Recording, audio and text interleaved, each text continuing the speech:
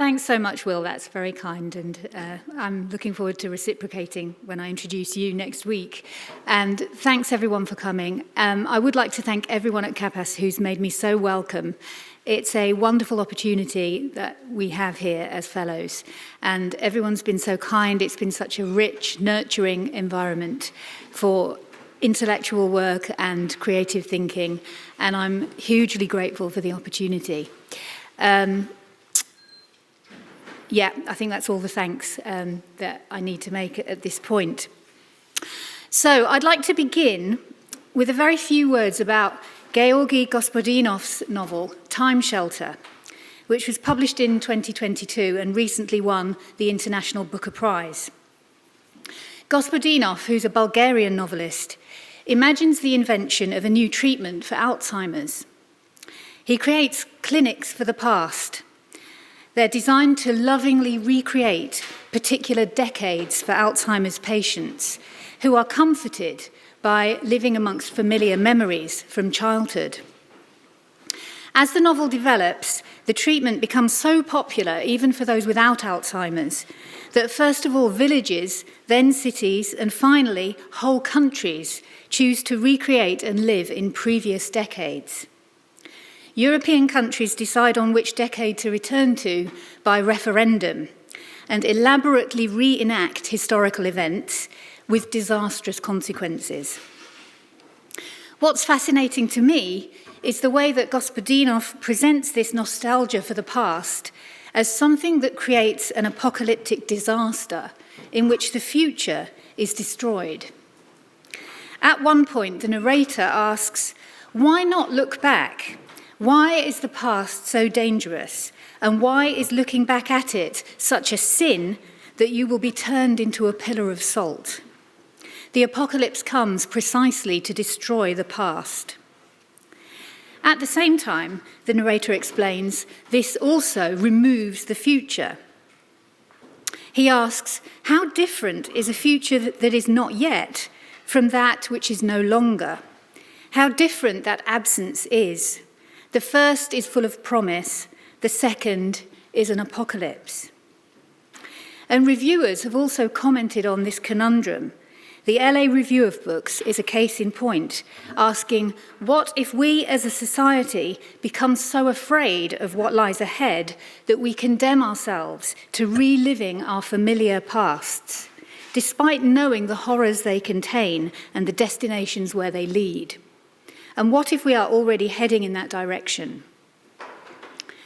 At the same time, though, Gospodinov has said in interview that we write to postpone the end of the world. And his rich, ironic allusion in the novel to a multitude of older texts, from Ulysses to the Magic Mountain, suggests that it is possible to adapt and creatively rework cultural scripts in order to persist into a post-apocalyptic future.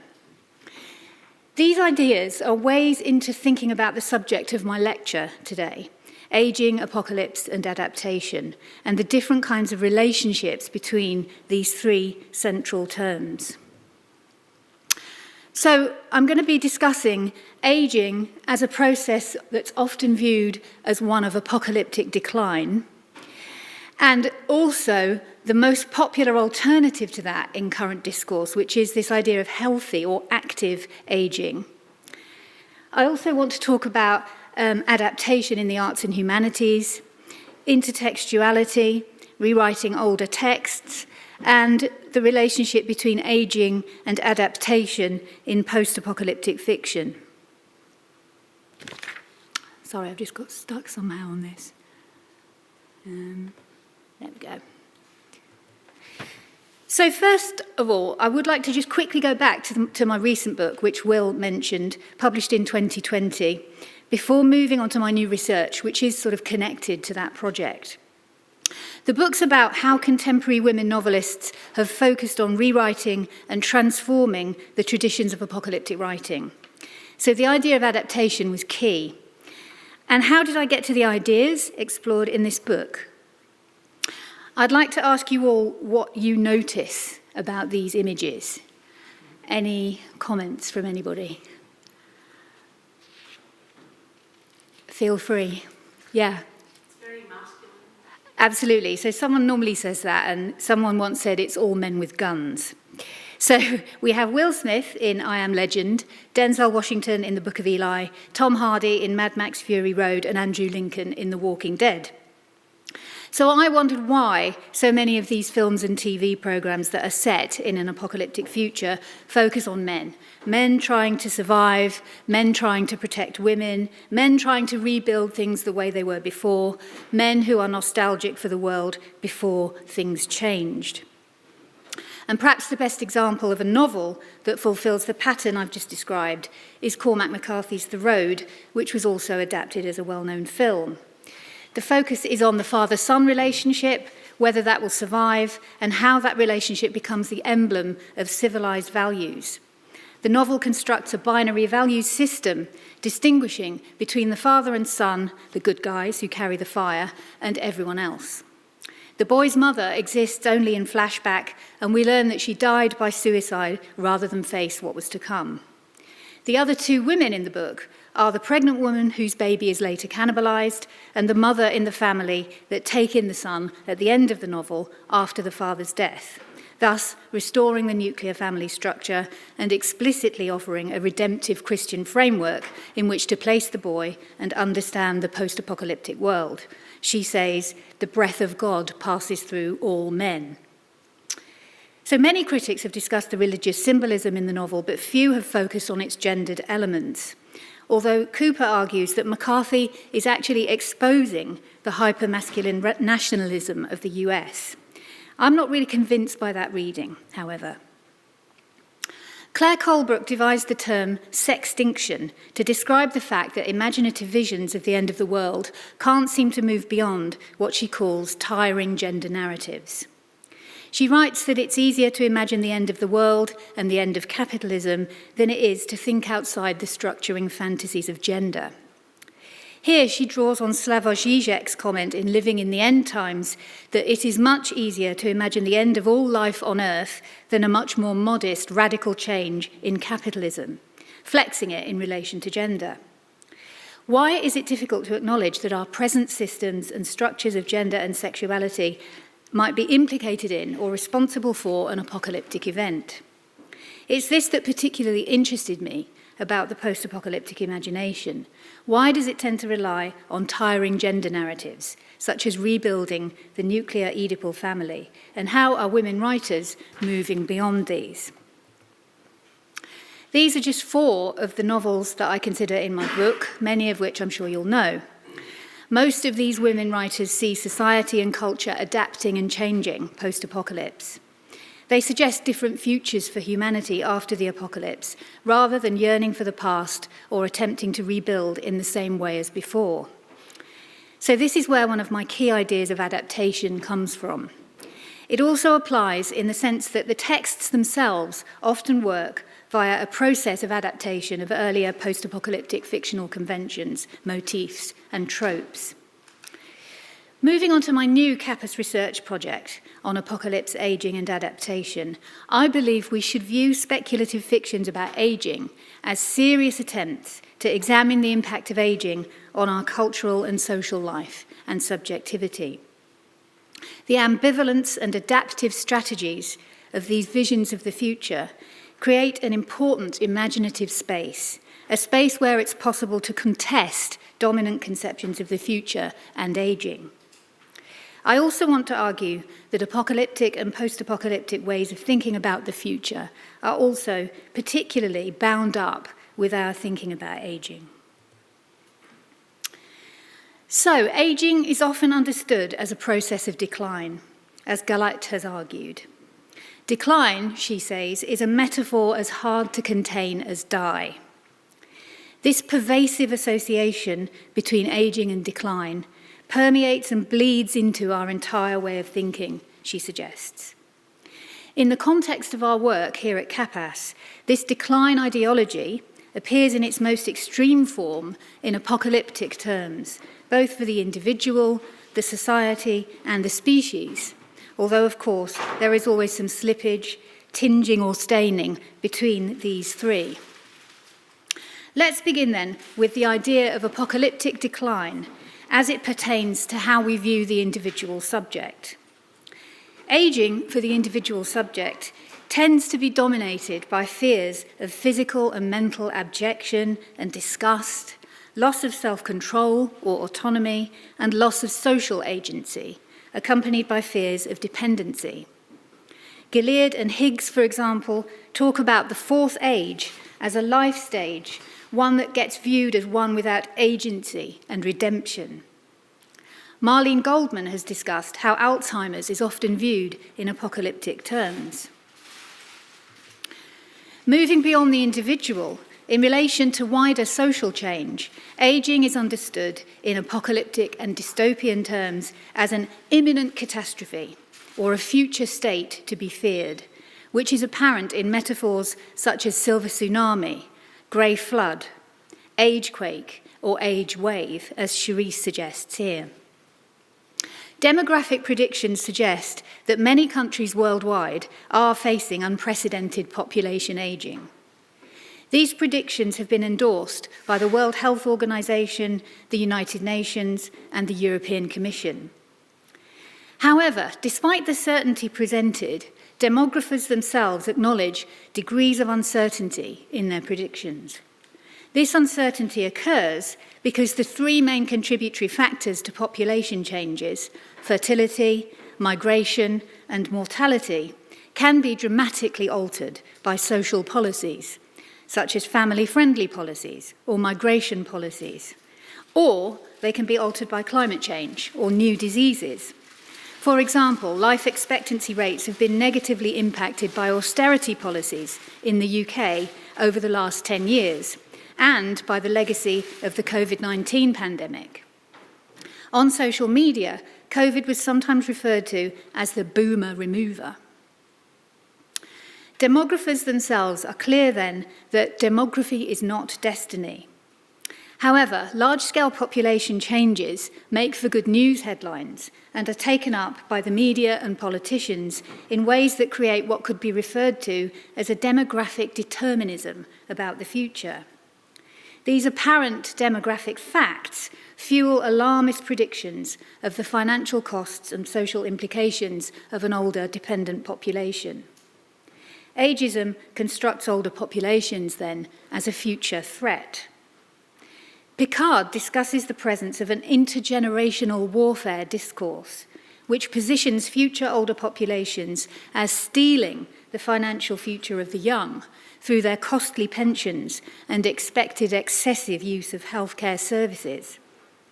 Goggin and Kribeneg comment that the idea that younger generations will have to do the work of care and, worse yet, pay for care is a significant portion of what makes such demographic projections play apocalyptically. It should be remembered, of course, that this apocalyptic vision of an ageing society is most prevalent in the global north, and that fears about catastrophic population decline, or its opposite, have been present for many years. Consider, for example, Paul Ehrlich's influential 1968 text, The Population Bomb, of which more later. Demography is about imagining the future, not just of individual subjects and of societies, but of the species as a whole. Here, I'd like to mention the interesting work that has been done under the auspices of what's called critical future studies, invented by God and Good. The starting point for critical future studies is that we need to have as many diverse ways of imagining the future as possible. The concern is that futures may be shaped and foreclosed by prevailing power relations, so that already marginalised and newly stigmatised groups miss out on having a say in the future. To keep the workings of power central, critical future studies focuses on the key question of who futures are for. This entails an examination of how societies imagine futures in their science, journalism, literature, and popular culture to see how futures are being variously shaped. CFS also insists on the creation of broader and more diverse alternative ways of thinking the future, and an ethical commitment to stimulate public engagement with the widest possible repertoire of imagined futures in order to democratise the future. In a previous article with my colleague Jane Raisborough, I've argued that older people are one of the groups who don't get, in CFS terms, included in thinking about the future, because the prevailing view is that the future is not for them. Instead, we need to think, as Catherine Woodward suggests in a recent article on ageing and the Anthropocene, in terms of what she calls a generational consciousness that imagines generational time in terms of entire lives. I really like the idea that doing justice to the climate also means doing justice to people of all ages.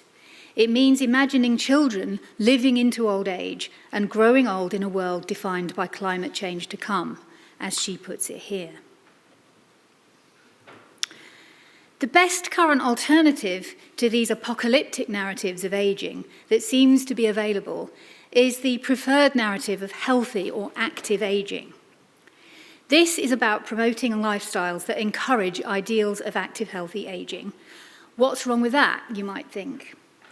The problem is that it places responsibility on the individual subject to manage their own health and ageing process by keeping active, eating well, etc., whilst ignoring the material and structural determinants of health that impact on the individual experience of ageing.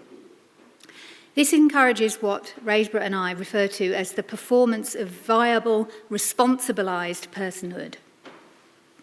Rather than relying implicitly on narratives of apocalyptic decline or on the worryingly individualised, hectoring narrative of healthy or active ageing, I want to propose that we instead think of ageing in terms of adaptation. In traditional gerontological terms, adaptation is usually understood as the production of physical aids, practices, or approaches to mitigate the impairment effects caused by age-related disabilities. Either that, or it's about the alterations organisations need to make under the concept of reasonable adjustment to prevent age discrimination. In the UK, for example, age has been a protected characteristic under the Equality Act since 2010. Here, you can see a conventional use of the term from within gerontology, one which also refers to the understanding of the term in the biological sciences. If we look at the assumptions revealed by the language here, we can see clear traces of the responsibilised person entailed in the active ageing approach, someone who is motivated, proactive, optimised to adjust to the changes ageing brings. Within the arts and humanities, however, adaptation studies has now become an established field, which focuses on familiar examples of adaptation, such as novel-to-stage and screen adaptations, but also on less familiar forms, such as remakes, fan fiction, and themed experiences, such as Harry Potter World. One of the important early debates in the field was about fidelity to the source text. More recently, there's been a definite move away from fidelity criticism, the issue of how faithful an adaptation is to its original, towards thinking of adaptation as a creative, improvisational space. This is what Linda Hutchins suggests when she claims that fidelity doesn't have to be the only criterion with which to judge the success of an adaptation, or indeed to use to analyse it. Hutchins' point is that adapters aim to do more than simply reproduce the adapted text. Any active adaptation always involves both reinterpretation as well as recreation, something referred to as reappropriation. Adaptation need not be a respectful process. Sanders, for example, argues that it can be oppositional, even subversive. She also thinks it is always a collaborative process rather than an individual one. However, some critics have argued that the issue of fidelity cannot be dismissed because, as Geraghty argues, it matters to the viewer. In her 2015 defence of fidelity, Hermansen acknowledges this point and claims that fidelity criticism should be understood as one essential tool in the intertextual toolbox of adaptation studies. So adaptation studies now focus on adaptation as a creative, collaborative process in which improvisational, even irreverent appropriation of the source text might take place, but in which the relationship with the source text is still important. My argument is that we can take the practice of adaptation, as understood in this sense, as a new way of thinking and living ageing. This has the potential to provide a much-needed new resource, given that ageing is usually viewed, as we've seen, in terms of either apocalyptic decline or healthy ageing. Both those narratives privilege independence and deny and other infirmity and dependence. Adaptation, as conventionally understood within gerontology, reinforces those ideas. Instead, drawing on theories of adaptation as understood within the arts and humanities and cultural studies allows us to begin to rethink experiences of ageing. Understood in this way, stresses collaborative creation of art rather than individual authorship. This collaborative understanding of the artistic process can also be extended out to understand the ageing subject and society. A collaborative, cooperative construction of the ageing self and society also offers a positive alternative to a focus on independence. The practice of adaptation has the potential to reframe the sorts of infirmities and dependencies that occur as we age as intrinsic to the ethical formation of a lived identity in society. Intergenerational experience becomes part of such a collaborative construction of self. We all are aging unless we are dead. Aging is therefore not something that can be positioned as a feared state that lies somewhere else ahead of us. The idea of fidelity to the source text or the original youthful self, a self that was perhaps never as coherent as it is imagined in reflection, cannot be dismissed, but could be positioned as just one essential tool in the toolbox of the ageing process. I should say very briefly here that this idea of ageing as a process of adaptation, understood in this sense, arose out of some work I did with a theatre group. They were adapting a book about ageing written by two of the group's grandmothers into a piece of theatre. And I don't have time to go into too much detail here about that, but this might be something to discuss in the Q&A.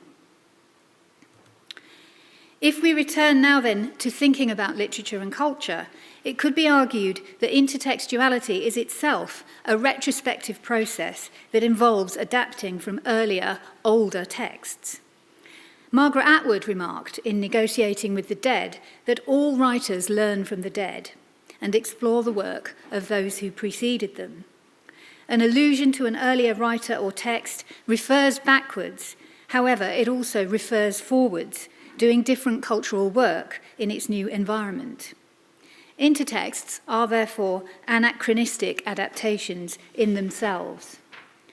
Could we replace Atwood's idea of negotiating with dead writers with that of negotiating with older texts and writers?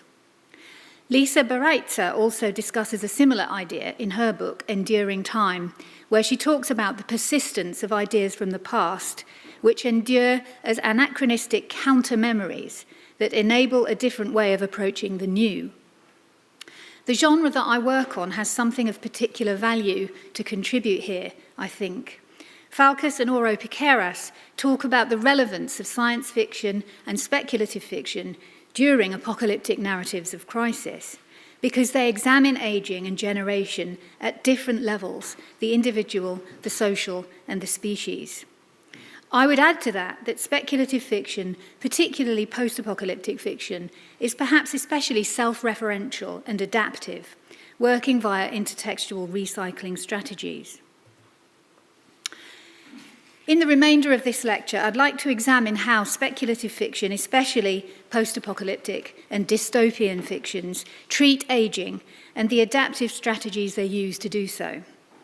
I'll begin with an examination of the familiar use of horror motifs of the aged body as grotesque. I will then look at dystopias about declining fertility and ageing, as well as those that focus on the burden of care for the aged. Then fictions of rejuvenescence and life extension, as well as changeling narratives, which are really about disrupting conventional generational time. And I'll finish off by considering indigenous futurisms, which offer a far more positive vision of time and the ageing process. H. Rider Haggard's colonial fantasy novel, She, of 1886, has been positioned by Patrick Brantlinger as a key text in the formation of the Imperial Gothic subgenre. Imperial Gothic was influenced by Darwinism, interest in the occult, and apocalyptic anxieties attending imperialism. At the novel's denouement, there is a striking scene of apocalyptic aging where Aisha, the queen of the Amahagga tribe, degenerates from the most extremely beautiful woman in the world into a prototypical image of the aged and shrunken female body. This happens because she risks taking a second bath in the pillar of fire that initially conveyed her immortality. This moment is famously described in terms redolent of late Victorian fin de siècle anxieties about degeneration and reversal of evolution. Aisha, the centuries-old she who must be obeyed, experiences a suddenly accelerated aging process, during which she appears to turn into a monkey and grow smaller and smaller yet, till she was no larger than a baboon. The compressed reversal of aging here, Aisha becomes like a 2-month child, actually engages familiar motifs of aging as a second childhood. Brantlinger points out how central Haggard's stories were to the development of the science fiction genre, and notes that Brian Aldiss, in his popular account of science fiction, Billion Year Spree, explains how often adapted versions of Aisha's death make it into the SF genre. The novel has also been adapted into a film 3 times. These ideas about aging as apocalyptic, horrific decline are contrasted with ideas about natural lifespans and timescales, as can be seen in the second quotation from the novel. This is spoken by the academic and scholar Holly, who believes that immortality can only be found in heaven, commenting, when offered immortality on earth by Aisha, that I will live my day and grow old with my generation and die my appointed death and be forgotten. Holly's Christian faith is closely associated, therefore, with a conventionally human lifespan and a hope for an eternal life to come. In comparison, Aisha's eternal life on earth has resulted in a cynical moral relativism, which is visited on her body in this punitive scene of aging as a horrific, degenerative childhood.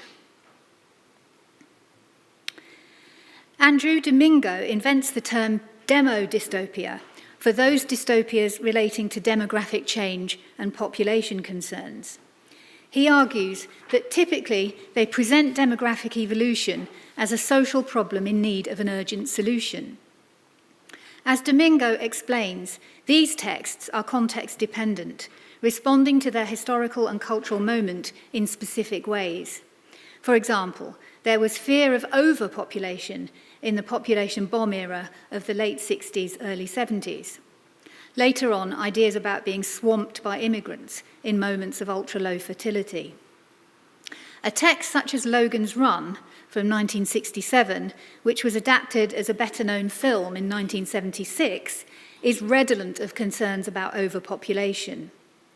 Domingo particularly notes the popular cultural influence mid-20th century of Paul Ehrlich's best-selling 1968 book, The Population Bomb, with its vision of mass famine in what we would now call the Global South, and its call to writers to engage with this issue in their work.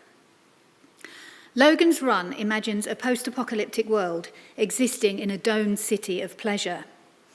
Due to scarce resources and huge population growth that have led to the collapse of society as we know it, enforced euthanasia is introduced to end the lives of all the inhabitants at the age of 21 and 30 in the film.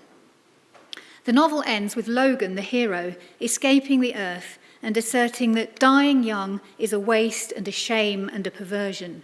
The young don't build, they use. The wonders of man were achieved by the mature, the wise.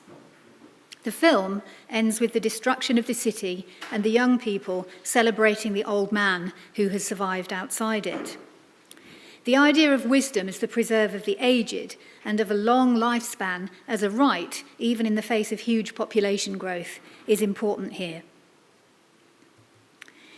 If we turn instead to demo dystopias of declining fertility and ageing societies, we could argue that reproductive futurism, which sees the child as the emblem of futurity's unquestioned value and purpose, is present in all of them. Port aligns ageing temporalities with queer temporalities because she argues that both challenge heteronormative reproductive futurism. Ninnie Holmquist's book, The Unit, offers readers a more critical perspective on reproductive futurism as it pertains particularly to the burden of care for older people. Being needed in the future Scandinavian democracy in which the novel is set depends on explicitly articulated terms agreed by national referendum. Because of a crisis of available resources, after the age of 50 for women and 60 for men, those with no children or partner, i.e. those who are considered not to be productive, have to move into units and donate their biological material for the benefit of younger people with families. The protagonist, Dorrit, is a dispensable person in the novel's terms. She's over 50, with no partner and no children. Her future is therefore individually implausible. In the unit, she begins to donate her biological material and take part in increasingly bizarre scientific experiments. As is the case with many critical dystopias which generate hope by resisting closure and maintain the utopian impulse within the work, we are initially offered the prospect of Dorrit's escape from the unit. Despite being over 50, she becomes pregnant, but instead of being needed, because of her age, she's expected to donate the embryo or give up her baby for adoption. Dorrit does actually escape from the unit towards the end of the novel, but she makes the decision to return. She seems to have internalized the value system around who does and who does not have a plausible future by which she is surrounded. She claims, for example, apparently unironically, "I don't own my life at all, it's other people who own it," and concludes, "I am only a steward, taking care of my vital organs." The novel is thus an intelligent adaptation of and metafictional commentary on texts like The Handmaid's Tale and Never Let Me Go. In these books, readers invest in the devices of escape and resistance which are often central, but this novel ends very darkly, with Dorrit's presumed death and no significant challenge to the model of older people as manipulable and sacrificable subjects of biopower. One alternative to dystopia and horror that speculative fictions do offer is the idea of bodily rejuvenescence and life extension. Mangum argues that in this genre, elaborate technologies counter the threat of loss. Death is the loss most central to a great deal of science fiction, and the search for immortality forms almost a subgenre of this literature. However, in a large proportion of SF texts that address aging, it's assumed that the consequences of immortality would be suffering, loneliness, alienation, or boredom. There are connections here with what Holly said to Aisha in Rider Haggard's She. Rosen refers to this as the Tithonus syndrome, in which futility and punishment result from partial granting of the desired outcome. The Tithonus myth, asking for everlasting life while forgetting to ask for everlasting youth, is therefore key to speculative fictions of aging. A novel such as John Wyndham's The Trouble with Lichen of 1960 offers readers a potentially richer examination of the consequences of extending the human lifespan. The book concerns the discovery of a rare lichen which has an anti-gerone effect, delaying the aging process to extend longevity and also maintain youthfulness for several hundred years. The novel constructs this discovery as one that's particularly important for women.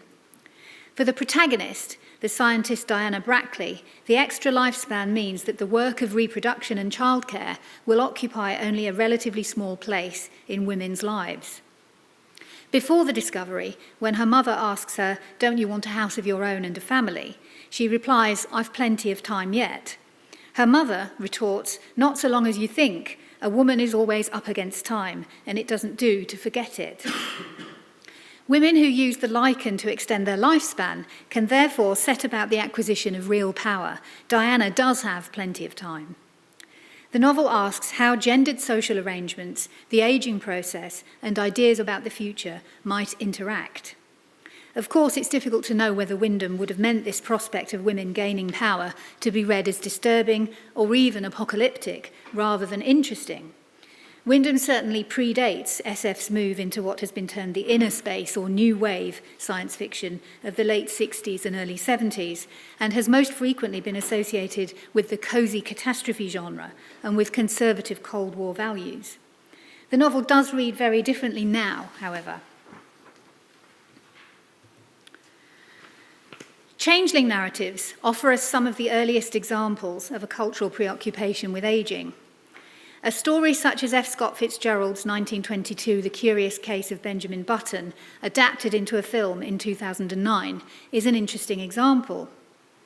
Adam Lawrence has argued that the Changeling story provided the narrative formula for a science fictional speculation on an array of related themes, including especially biological engineering, symbiosis, and hospitality.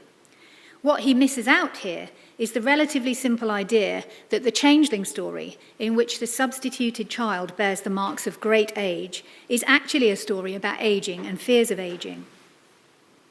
Japanese writer Yoko Tawada's The Last Children of Tokyo adapts the Changeling myth and its disrupted temporality. The experience of reading this dystopian post-apocalyptic text is disconcerting in the extreme. The backdrop to the book is ecological disaster, contamination of the natural world, and species loss and mutation. The novel tries to counter the view that, as Falkus puts it, generational disorder or anachronism threatens the future of the individual, the species, and is linked to planetary destruction. The child protagonist, Mume, bears the physical burdens of aging and is cared for by his great-grandfather. The great-grandfather's generation remains vigorous and healthy and will outlive the prematurely aged children in the novel. The book's abrupt, open, and unexpected conclusion upends readerly expectations. Conventional ideas about human generations, time spans, lifespans, and the child as the future rather than the old person are all questioned in this text. The grandfather comments, "He was not really an old man, but a man who, after living for a century, had become a new species of human being." The focus for Yoshiro and his great-grandson Mume is on living in and adapting to the now. They have to be flexible enough to avoid making assumptions about the future and also avoid relying on beliefs about the past.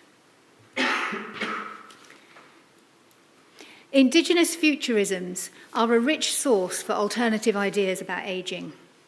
The term Indigenous futurisms is Grace Dillon's. She interprets this work as speculative writing that expresses how Indigenous peoples are currently living in a post-native apocalypse, arguing that it is almost commonplace to think that the native apocalypse, if contemplated seriously, has already taken place. Many forms of Indigenous futurisms posit the possibility of an optimistic future by imagining a reversal of circumstances where natives win or at least are centred in the narrative. I wonder, however, about my own position here as a white European and flinch at my extractive language, Indigenous futurisms as a source to enrich my work. I want to avoid cultural appropriation, but at the same time try to decolonise ideas about ageing in the future. In their essay on Critical Conversations on Ageing Futures, Decolonial Perspectives, Beeds and Cole argue that it is settlers who really need to do decolonisation work. This shouldn't be confined to acknowledging historical and continuing violence and racism. It's about revaluing Indigenous ways of knowing, languages and cultures. Their essay talks about the very different attitudes to ageing in Indigenous cultures, cultures that value older people as elders and teachers and move away from linear temporality and decline narratives to think of ageing in relation to spiral time. They discuss, for example, how any individual actions have to be understood in relation to 7 generations of ancestors and descendants that exist in continuum with the living. The relationship between ageing and the apocalypse is framed completely differently in Indigenous communities, as can be seen here. The words here are striking. They're about persistence, courage, labour, resilience, struggle, sustain, and survival. Louise Erdrich has rooted much of her fiction and poetry in Native American culture. Her mother is part Chippewa Indian, and Erdrich grew up on a reservation in North Dakota. She is an enrolled member of the Turtle Mountain Band of Chippewa. Her 2017 novel, Future Home of the Living God, imagines a near-future US where evolution has been severely disrupted. Strange throwback flora and fauna emerge. Many babies have unspecified defects, and birth has become extremely hazardous. Pregnant women are taken into state custody. The pregnant narrator tries to evade state coercion and find her birth mother, an Ojibwe woman living on a local reservation. She finds not only her birth mother, but a grandmother and a half-sister living in a multi-generational, female-centered household. The representation of Grandma Mary Virginia, a storyteller and weaver, is a far more positive one than we usually see. But Erdrich's more interesting innovation, I think, is to question ideas about momentum, teleology, and drive contained in conventional understanding of the evolutionary narrative, with its colonialist implications. Instead, she suggests the value of rethinking time. Despite the apocalyptic devolution present in the text, she has her narrator claim that she is not at the end of things, but the beginning.